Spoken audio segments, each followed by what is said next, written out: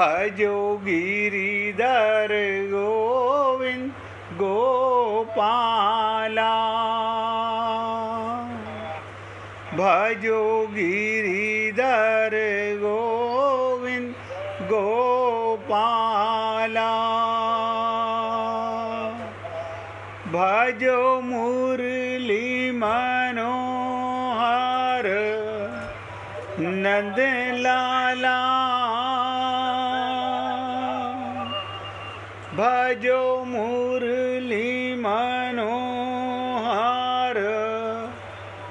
नंद लाला। भजो गिरिधर गोविंद गोपाला। भजो गिरिधर गोविंद गोपाला। भजो मुरली मनोहर नंद लाला। भजो मुरली मनोहर नंद लाला। भजो गिरिधर गोविंद गोपाला। भजो गिरिधर गोविंद गोपाला। भजो मुरली मनोहर नंद लाला। भजो मुरली मनोहर नंद लाला। भजो गिरिधर गोविंद गोपाला। भजो गिरिधर गोविंद गोपाला। बोलिए वृंदावन बिहारी लाल की जय जय श्री राधे। जय जय श्री राधे। सभी भक्तों से निवेदन, बहुत एकाग्रचित्त होकर सत्संग के प्रत्येक शब्द को पूरी एकाग्रता के साथ हृदयंगम करें। भक्त लोग पता नहीं कहाँ बिजी रहते हैं। 2 दिन हमने जान के छुट्टी रखी, आज तीसरा दिन है, लेकिन आज भी बहुत भक्त लोग नदारत हैं। इससे मालूम पड़ता है कि माया महाठगनी हम जानी। संसार में व्यक्ति किस कदर आसक्त होकर अपने आप को भूला हुआ है, अपने लक्ष्य को भूला हुआ है। अब क्या चर्चा करूं मैं आपके साथ। आज राजकुमार जी ने अभी कुछ देर पहले एक मैसेज लिख के भेजा, पहले उसी पर चर्चा कर लें क्योंकि राजकुमार जी तो लाइव में भी सुन रहे हैं कि उनके मित्र के पुत्र ने पूछा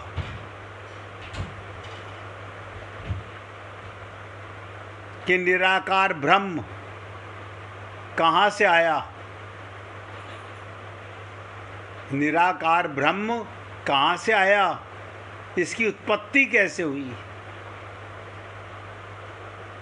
वैसे तो राजकुमार जी को स्वयं बता देना चाहिए था, क्योंकि अनेक बार इस पर चर्चा होती है। भगवान के 3 स्वरूप हैं, एक निराकार है, जिसे ब्रह्म बोलते हैं, एक साकार है जिसे परमात्मा बोलते हैं, एक सगुण साकार है जिसे भगवान बोलते हैं। ये आया कहाँ से? बड़ा बच्चों वाला प्रश्न है। आया नहीं, सदा से है। इसकी उत्पत्ति नहीं होती। जैसे आत्मा की उत्पत्ति नहीं होती, ऐसे ही भगवान की, परमात्मा की, ब्रह्म की उत्पत्ति नहीं होती।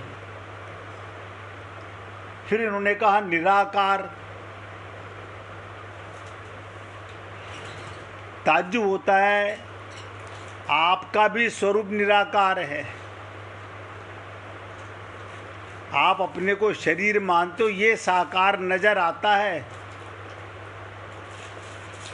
आत्मा भी निराकार है और आपके अंदर जो ब्रह्म परमात्मा विराजमान है वो भी निराकार है।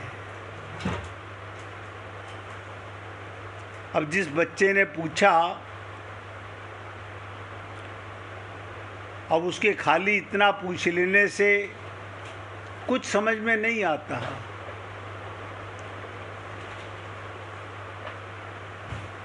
हम अपने को साकार मानते हैं, साकार हैं नहीं। निराकार थे, निराकार हैं। आपने अपने आप को कभी देखा नहीं। जो दिखता है वो आप नहीं, आपका शरीर है। ऐसे ही आपके अंदर जो पर्सनैलिटी परमात्मा सदा साथ रहती है, सदा,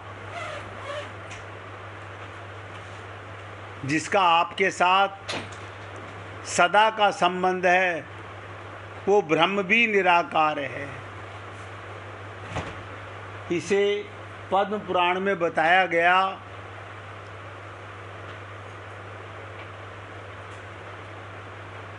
अगर कहीं आपको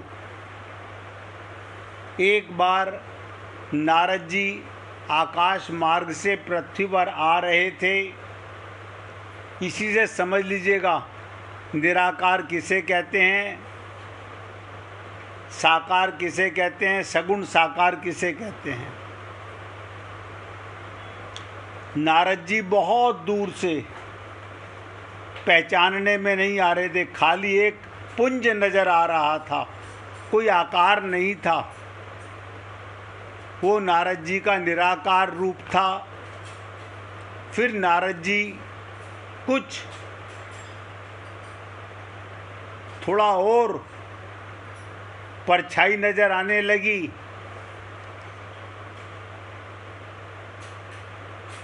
उनका रूप नजर आने लगा, वो साकार हो गए। लेकिन जब पृथ्वी पर हमारे सामने नारद जी पृथ्वी पर आकर हमारे आंखों के सामने वीणा वादन करने लगे, वो उनका सगुण साकार ब्रह्म रूप है। इसे कैसे समझा जाए? परमात्मा सदा तीन रूप में रहता है, एक निराकार ब्रह्म, एक साकार परमात्मा जिसे बोलते हैं। उनका स्वरूप भी है, उनका धाम भी है, लेकिन उनकी लीला नहीं है, जिन्हें हम महाविष्णु बोलते हैं। इसी प्रकार से एक भगवान का सगुण साकार रूप है जिसे हम भगवान बोलते हैं, जो अवतार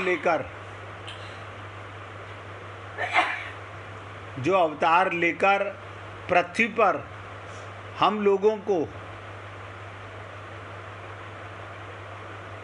व्यवहार करना, अपने को जानना, अपनी पर्सनैलिटी में रहना सिखाने आते हैं। लेकिन भगवान के अवतार लेने के बाद भी ये जीव अपने आप को नहीं जान पाता। हम बहुत कहते हैं कि रामलीला और कृष्ण लीला, लेकिन उन लीलाओं को हम मूलतः समझ ही नहीं पाते हैं कि भगवान अवतार लेकर क्यों आते हैं। अब कल ही आप लोग कृष्ण जन्माष्टमी, कृष्ण भगवान का अवतार, भगवान का जन्म नहीं होता, आपका भी जन्म नहीं होता, आपके शरीर का जन्म होता है अज्ञान को मिटाने के लिए, अपना लक्ष्य प्राप्त करने के लिए। तो उम्मीद करता हूं कि राजकुमार जी समझ गए होंगे, और कभी ऐसे कोई प्रश्न हो तो आमने सामने बैठा कर के पूछा जाए तो ज़्यादा अच्छा लगता है। आप अपने को शरीर मानते हो, शरीर हो नहीं, हो आत्मा, और आत्मा निराकार है। किसी ने भी शरीर में आत्मा को आते हुए और इस शरीर से जाते हुए देखा नहीं, लेकिन एक अज्ञानता के स्वरूप हमारी बुद्धि सदा भ्रमित रहती है। अब अपने प्रश्न पर आते हैं कि हनुमान जी का चरित्र हम आपको सुना रहे थे 2 दिन का गैप पड़ने के कारण, कि हनुमान जी जब केवल 2 दिन के थे, ये तो सबको पता है कि हनुमान जी शंकर भगवान के अवतार हैं और भक्ति के आचार्य हैं। रामचरितमानस में 2 ही संतों की चर्चा बहुत ज़्यादा की गई, एक भरत जी की और एक हनुमान जी की, मूल पात्र हैं। तो हमने आपसे कहा कि रामचरितमानस में वाल्मीकि रामायण, तुलसीकृत रामायण, अध्यात्म रामायण, ऐसी अनेक रामायण बनी, लेकिन रामायण में कहीं पर भी हनुमान जी का पूर्वार्थ, पूर्व भाग जन्म से नहीं बताया गया। तो हमने आपसे कहा कि हनुमान जी का जन्म होते ही दूसरे दिन हनुमान जी ने सूर्य को मुख में ग्रास बनाया और उनसे इंद्र से शिकायत करने वाला राहु, मैंने ये भी आपको बताया, उसी समय सूर्य ग्रहण लगने जा रहा था और इंद्र ने अपने वज्र का प्रहार भी किया, जिस पर पवन देवता नाराज हो गए। और जैसे ही पवन देवता ने अपनी प्राणवायु का अवरोध किया तो सारे देवता भयभीत होकर पवन देवता से प्रार्थना करने लगे कि अपनी दिव्य वायु के द्वारा जीवन का संचार करें। अब आप और हम लोग ये समझ ही नहीं पाते कि हमारे जीवन का संचार परमात्मा किस किस रूप में करता है। प्रचलित कथाएं तो केवल यही बताती हैं कि हनुमान जी को भूख लगी और हनुमान जी ने फल समझकर सूर्य को अपने मुख में रख लिया, लेकिन ये सिर्फ कोल कल्पित कथाओं के अंदर आता है। अल्पज्ञता, अनभिज्ञता की कल्पना करने वाले लोग कि एक फल और सूर्य में भेद नहीं कर पाते, बड़ी अटपटी सी बात प्रतीत होती है। मैंने आपसे निवेदन किया, दोबारा रिपीट कर रहा हूँ, पूरी एकाग्रता के साथ सुने। ये बुद्धि का विषय नहीं, विश्वास का विषय है। हम लोग हमेशा अपनी बुद्धि से दिव्य को पकड़ना चाहते हैं, माइक बुद्धि से आप अपने आप को नहीं जान सके, परमात्मा को कैसे जान सकोगे। काफ़ी चर्चाएं आपके साथ चली कि बिना शरणागति के ये जीव ना स्वयं को जान पाता है, ना अपने लक्ष्य तक जा पाता है। हमने कहा हनुमान जी भूखे हैं, इसका परिचय तब भी सार्थक हो जाता है जब अशोक वाटिका में सीता जी के सामने हनुमान जी ने जब लंका में अशोक वाटिका में प्रवेश किया तो क्या कहा, सुनऊ मात मोहि अतिशय भूखा। लेकिन आप और हम लोगों ने तात्विक विचार नहीं किया होगा। अतिशय भूखा, ये अतिशय शब्द किस लिए कहा? आपको यही लगेगा क्योंकि आप और हम लोग जब पेट की आग के लिए भूखे होते हैं तो हम ये समझते हैं हम बहुत तेज भूख लगी है। हमारी बुद्धि का, क्योंकि हम लोगों ने वही अर्थ निकाला जो या तो हमको तथाकथित वक्ताओं ने बताया, बिना शरणागति के अपनी बुद्धि लगाकर कोई भी रामचरितमानस को समझ नहीं सकता। रामचरितमानस सबसे सरल ग्रंथ होने के बाद भी बड़ा विचित्र शब्द है अतिशय भूखा। केवल भूखे नहीं, अति भूखे भी नहीं, अपितु अतिशय भूखे। इसी पर चर्चा चल रही थी कि संसार में सब भूखे हैं, सब भूखे हैं। किस चीज़ के भूखे हैं? कोई माया का भूखा है, कोई काया का भूखा है, कोई मान सम्मान का भूखा है, कोई रूप यौवन का भूखा है। लेकिन इस देह में हरि मिलत हैं, इसकी भूख कितनों को है? आप लोग सोचें, संसार में भगवान के प्रेम की भूख कितनों को है?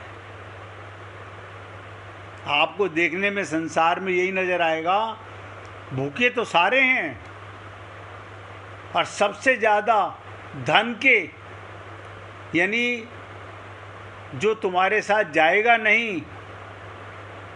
देखो कैसी अज्ञानता है जीव की।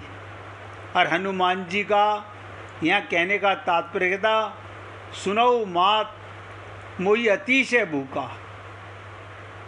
और उदाहरण भी दिया कि सामने सुंदर सुंदर फल लगे हैं, यदि आपकी आज्ञा दें तो उन फलों के द्वारा मैं अपनी क्षुधा का निवारण कर लूँ। अब क्षुधा माने तो आप यही समझेंगे भूख होती है। मैं भी आपसे भूख की बात ही कर रहा हूँ। और अंत में माँ का आदेश पाकर हनुमान जी ने उन फलों के द्वारा अपनी भूख को शांत किया। अब हनुमान जी ने अतिशय भूखा कहकर ये जो अपना परिचय दिया, इसका तात्पर्य ये नहीं था, बहुत ध्यान से सुनिएगा, कि उन्हें इस यात्रा में खाने योग्य फल या अन्य कोई वस्तु प्राप्ति नहीं हुई। वो जब समुद्र पार कर लंका के एक शिखर पर खड़े थे तो वहाँ फलों के भरमार थी। उन फलों को खाकर अपनी भूख मिटा सकते थे, पर उन्होंने उन फलों के द्वारा अपनी भूख नहीं मिटाई। सीता जी के, जानकी जी के सामने जाकर कहा, मैं अतिशय भूखा हूँ। जब सीता रामाचार्य जी ने अपने संपर्क में आने वाले भक्तों को निवेदन किया, इस देह में हरि मिलते हैं, तो कितने जीवों ने अपने आप को तुरंत ये तो जान लिया कि मैं देह तो हूँ, ये तो बड़े आसानी से जान लिया कि मैं देह तो हूँ, लेकिन हरि को पाने की, हरि को पाने की भूख, जावित्री का फोन था, हरि को पाने की भूख बहुत ध्यान से सुनिएगा, कितनों में जागी।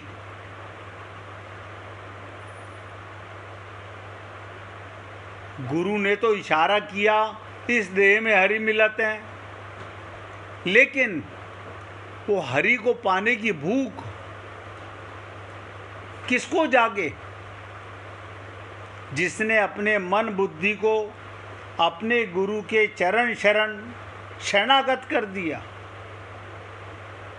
उसको जागे। अब जो मायाबद्ध,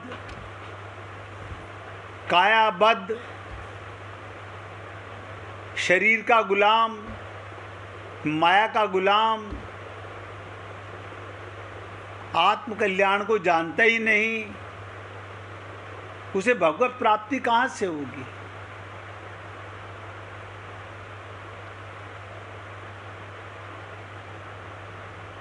अब आप सोचिए, उन्होंने उन फलों के द्वारा अपनी भूख नहीं मिटाई। आप कहेंगे हमने तो यही पढ़ा है। हाँ, पढ़ा तो है ही। आपने इस शरीर में आकर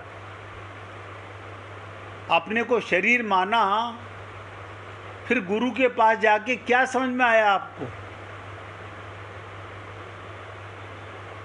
अगर आपको गुरु के पास जाकर के भी वही परिचय मालूम पड़ा जो आप पहले से अपने आप को जानते हो, तो आप गुरु के पास गए ही नहीं हैं। और सीता जी से कहते हैं अतिशय भूखा हूँ। हनुमान जी के शब्द एक दूसरी ओर इशारा संकेत करते हैं। अब बहुत ध्यान से समझिएगा, वो ये कि व्यक्ति के जीवन में जो भूख होती है, आज संसार में सारा संसार भूखा है।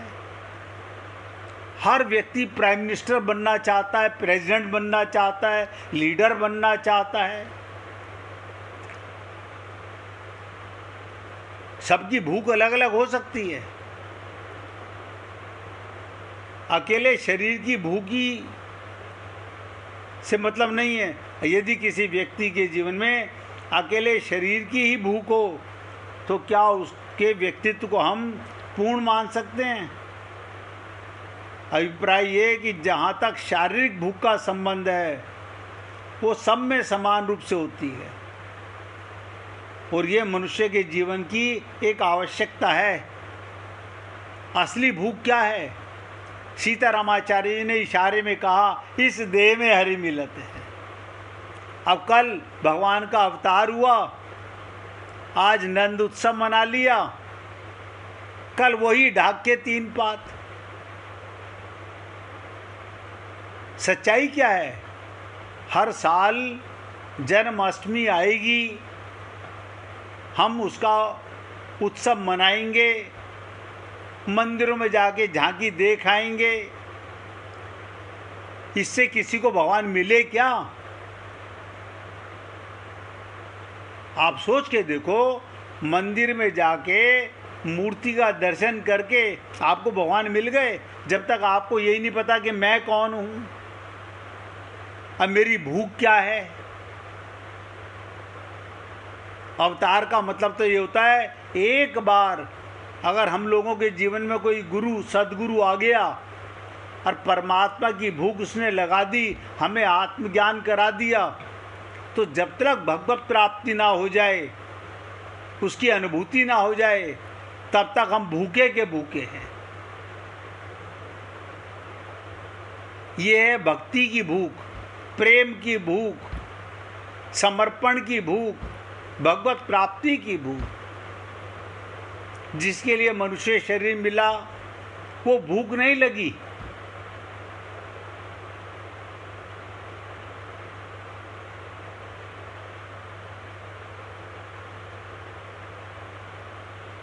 आप सोचो, शरीर के भोजन की भी समझ में आता है, वो शरीर की भूख है, आपकी भूख नहीं है। अगर किसी को भूख ना लगे तो चिंतित हो जाता है, भूख क्यों नहीं लग रही। हम डॉक्टर वैद्य के पास जाते हैं, औषधि लेते हैं, तो भोजन की स्वस्थता को प्राप्त करता है। तो जैसे अब देखो, मैं निचोड़ बताने जा रहा हूँ, जैसे शारीरिक स्वस्थता के लिए, शरीर को स्वस्थ रखने के लिए भूख और भोजन की समस्या का समाधान चाहिए। शरीर को स्वस्थ रखने के लिए, वैसे ही मानसिक स्वस्थता के लिए व्यक्ति केवल शरीर नहीं, शरीर के साथ साथ उसमें मन और बुद्धि भी है। आपको मैंने कहा 3 शरीर हैं आपके पास, और परमात्मा को सदा आत्मा के साथ उसका संबंध है।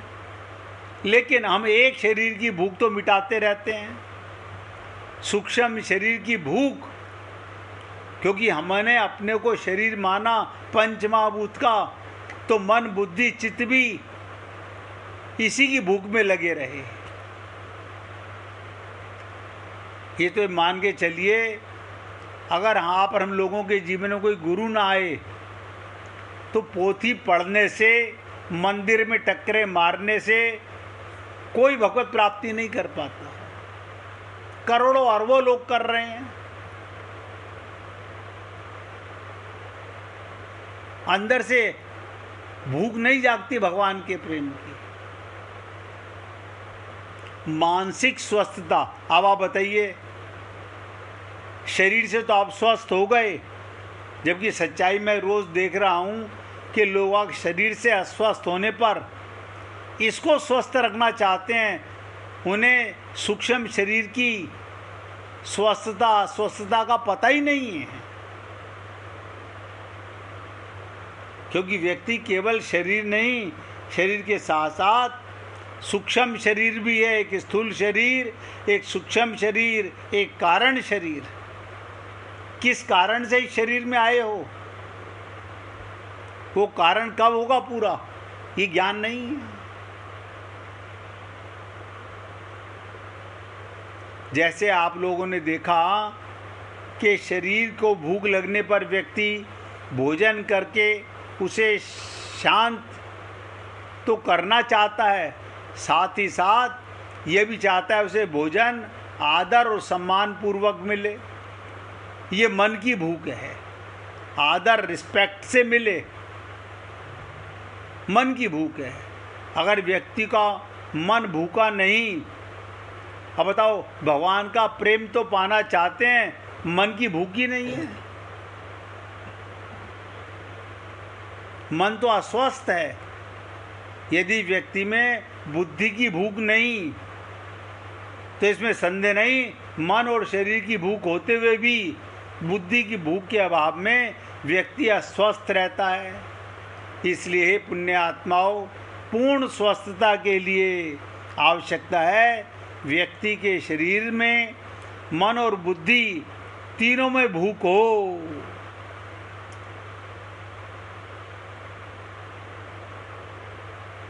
शरीर की भूख, मन बुद्धि, और आप लोगों को ये भी सत्संग के माध्यम से मालूम पड़ा होगा, ये स्थूल शरीर मरता है, सूक्ष्म शरीर मरता नहीं है। इसी के कारण व्यक्ति 84 लाख योनियों में भटकता है।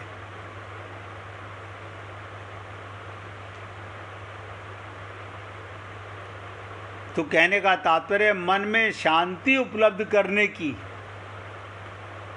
शरीर, मन, बुद्धि की भूख, अतः इन तीनों प्रकार की भूख का उचित रीति से समाधान होना चाहिए। शरीर की भूख क्या, मन की भूख क्या, बुद्धि की भूख क्या, आत्मा को तो परमात्मा मिले हुए हैं,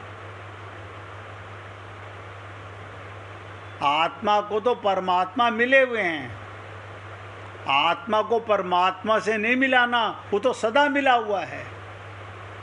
हमारा बिगड़ा हुआ स्थूल शरीर, सूक्ष्म शरीर, कारण शरीर है।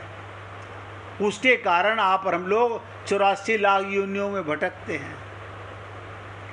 1 मिनट भगवान का कीर्तन करेंगे, उसके बाद आगे चर्चा करेंगे। और आपसे उम्मीद करूँगा कि बहुत ध्यान से सुने। कुछ भी समझ में ना आए तो तुरंत रोक कर के पूछ लीजिएगा।